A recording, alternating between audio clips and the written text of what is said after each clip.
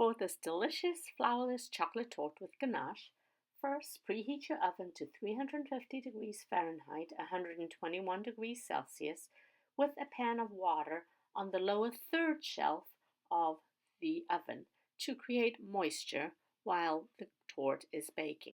Next, line a 10-inch springform pan with parchment paper on the bottom and on the sides, using butter as a glue. The parchment paper should be higher than the rim of the springform pan, as the torte will rise above the rim of the pan. Now for the torte batter.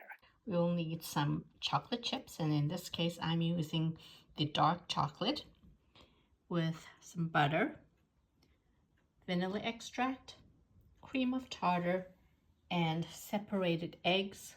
Here are the yolks, the whites, and granulated sugar, which I've made a little finer by putting it into a blender.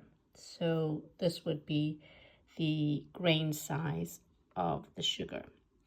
So over some boiling water, I'm going to add my chocolate chips, and the steam is really hot. And then I'm also going to be adding my butter to the chocolate chips and allow this to melt. And as the chocolate is melting, I'm going to go and start the egg yolk. So here is my egg yolk, and with the paddle attachment, I'm going to add the egg yolk with half the sugar. And I'm going to allow this to go until it is going to be light and creamy. This will take about 5 minutes, so let's get back to the melted chocolate. Remove the melted chocolate from the bain-marie when all the chocolate and butter has melted.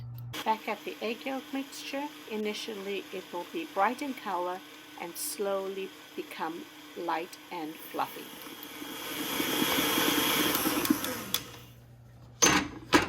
The mixture is ready when it falls back into ribbons.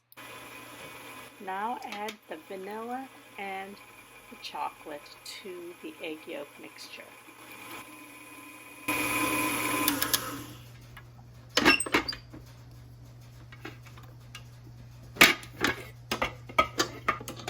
And this is what it looks like. Nice, thick, heavy, dense chocolate.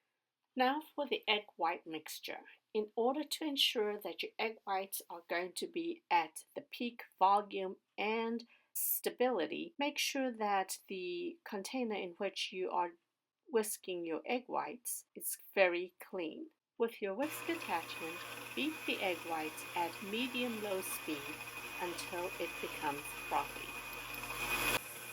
And when it starts to foam, like now, then you can sprinkle your peanut butter. Beat your egg whites until they form soft peaks. So those are soft peaks, if you can see that. Okay, so that's perfect. Then I'm going to slowly add the sugar that I have blended so that it is a little finer, so that it can absorb easily into the egg whites.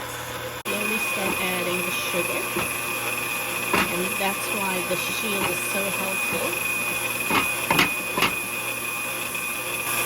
Beat your eggs at a lower speed rather than a higher speed.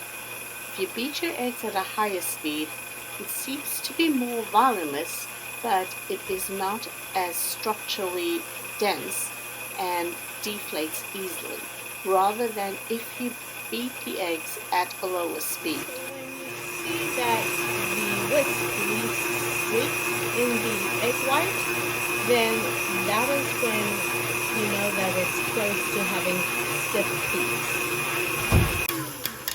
Okay, so I'm going to take this out, and you can see what it looks like. And that's definitely stiff peak. Pretty much stands on end. So I'm going to lighten this dense chocolate first. Then Take 1 cup of the egg white and add that to the chocolate mixture and then fold it gently to lighten the batter.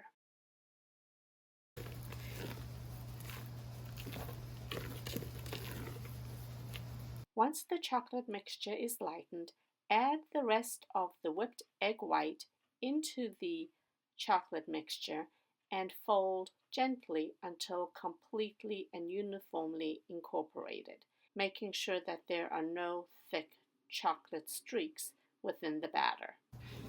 Okay, and now it's ready to be put into our baking pan.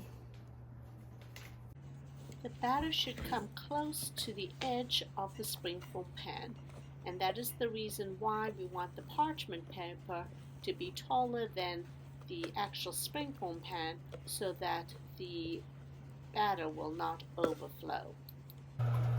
There is our water bath, put this right above it. So the moisture from the water bath is going to keep the torte moist. And that is going to be in the oven for 50 minutes. And here's the torte after 50 minutes.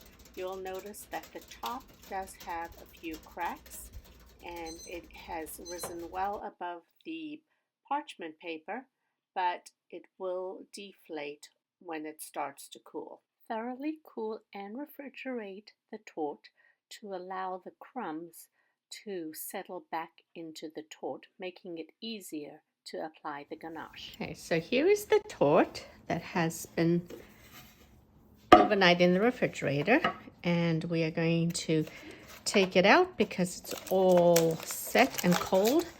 And the advantage of having it refrigerated overnight is that the crumbs settle and be incorporated back into the torte, so it is easier to actually apply the ganache. I'm going to remove the parchment paper from the sides, and we are going to be applying the ganache to the actual torte. And you'll see that it's not too crumbly, but there definitely has been some kind of shrinkage. And what we're going to do is invert the torte. So this top part is going to be the base of the torte.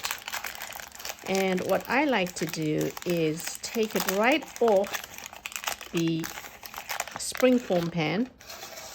And this is now the base of the torte. You can either make this the base, or you can put some parchment paper or some other kind of wrap if you don't want a knife to be cutting into the surface of the base of the pan. So what I'm going to do is place it on the torte like this, and with one quick movement flip it over, so this is now the base. So there you go. So I'm going to remove the parchment paper, and this now becomes the top of the torte. And it's all flat, straight, and you notice that because of the refrigeration, it's not as crumbly. So here we have it. So for the ganache, we need cream, some butter, and some chocolate chips. And what we're going to do is going to add the butter to the cream, and we're going to warm this up. But what we don't want is to have this start to bubble and boil, because then it creates a skin layer, and that really affects the texture of the ganache, because then it won't be smooth. However, if that does occur, there is a way to solve that. Now I'm putting the cream with the butter on the heat, and I'm putting the chocolate chips close by so that they can warm up and also partially melt, because what we're going to do is add the hot cream into the chocolate chips, and that will be the ganache. Okay, now that the cream has melted the butter and it's starting to warm up, you can see that there's a little steam coming out. I don't want this to start bubbling and creating a film, but I do want the cream to be hot enough so that it'll melt the actual chocolate. So I'm just going to wait until I see a little bit of bubbles on the surface of the cream, and that's when I know that it's going to be hot enough. So the bubbles are starting to form right now. So I'm going to turn it off, and I'm going to pour this onto the chocolate. If by chance you got distracted and the cream created a film on the surface of the cream, all you need to do is pour it through a sieve and remove all the solids before pouring it into your chocolate. And what's going to happen is all these chocolate chips, they're going to start to melt. So you just want to cover them all so that they get to be really soft. And once they're soft and melted from the heat of the cream, stir it so that it creates a ganache, which is going to be very viscous. So I'm actually using a metal spatula because I'm going to use that spatula to apply the ganache to the torte. And now I'm just stirring it so that the cream and the chocolate form this thick chocolate ganache. So once it gets to be uniform in color, so there's no lighter brown from the cream, but everything is a homogeneous color, then this is ready for spreading. So the first thing we're going to do now with the torte is create what we call a crumb layer. And the crumb layer is where we put a very thin layer of ganache and we allow all the crumbs that are coming off from the torte to adhere and stick in place. So I'm just going to take about 2 tablespoons here, and I'm going to create a very thin coat.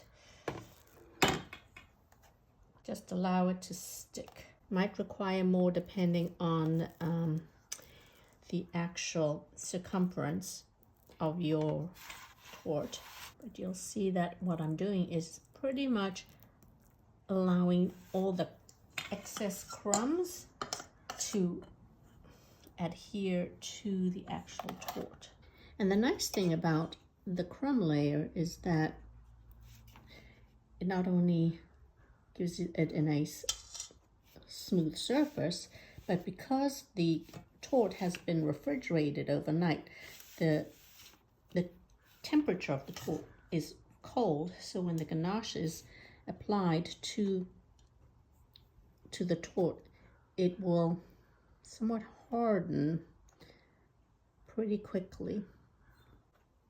Now what I'm going to do is, with where all the crevices were, I'm just going to add more ganache to kind of make it smooth, filling in all the cracks like spackle.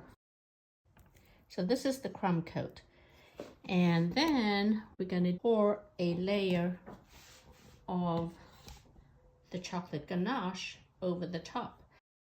However, this is rather thick, and so in order to make it more viscous, I'm going to just put this over some boiling water in a bain-marie and get this to be really liquidy. Okay, now that it's heated up, you can see that the ganache is very viscous. So now what we're going to do is pour it over onto the torte and spread it quickly. Okay, so this is the hot ganache, and what I'm going to do is basically pour it on the surface here, right at the top. And I do have a wire rack, so everything is going to go through the wire rack and onto the baking tray. We spread it. After the ganache is completely spread all over the torte, it's now time to decorate with the fresh raspberries. And here is your chocolate flourless torte with ganache and fresh raspberries. Enjoy! More recipes can be found on sammywongskitchen.com or social media. If you found this video helpful, please subscribe to my YouTube channel. Thanks!